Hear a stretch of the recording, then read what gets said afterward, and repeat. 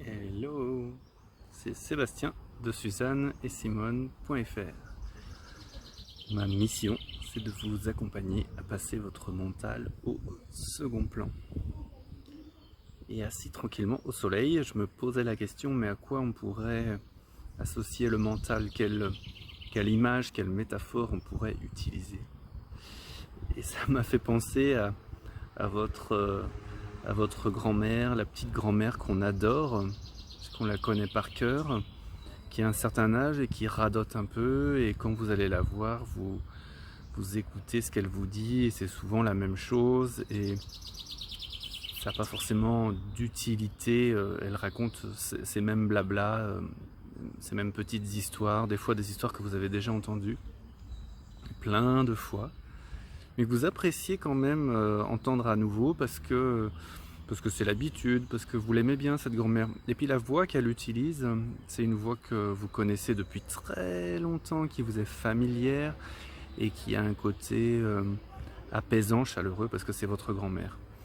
Et bien le mental, sa partie nocive pour vous, c'est un peu pareil. Vous le connaissez par cœur.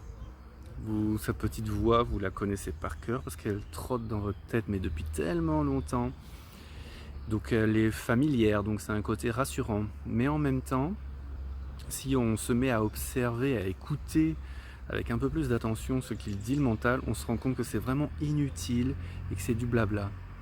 Et contrairement au blabla de votre grand-mère, c'est que ce blabla-là, il est généralement nocif et il vous procure un espèce de malaise. Et donc ce que je vous propose, c'est de... Il y a un seul moyen pour sortir de ça, en fait, c'est de vous mettre à observer votre mental et vous dire mais qu'est-ce qu'il est en train de faire là? Là, je l'écoute. Par exemple, j'étais assis tranquillement ici et il m'emmenait dans plein de directions, et à un moment je me suis rendu compte qu'il m'emmenait dans des directions que j'avais pas du tout choisies, et paf, et paf, et paf, et paf, et paf. Et je me suis dit à un moment, non, non, non, moi je veux être là, apaisé, je veux écouter les oiseaux, ne me fais pas repenser à ce truc-là, ou ne me fais pas réfléchir à ce truc-là. En plus, pas pour chercher des solutions, c'est souvent pour faire des trucs négatifs. Donc c'est pour ça que l'idée c'est pas de dire faire taire le mental, parce que c'est pas possible.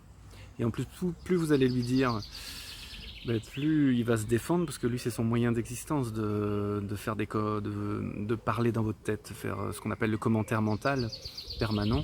Lui c'est sa façon de vivre, donc pourquoi il arrêterait en fait? Donc le moyen pour sortir de ça, c'est de l'observer et de lui montrer que vous le voyez faire. Et quand on se met à observer, c'est assez impressionnant ce qui se passe avec un peu d'entraînement. On prend de la distance déjà par rapport au mental, on ne s'associe plus à lui.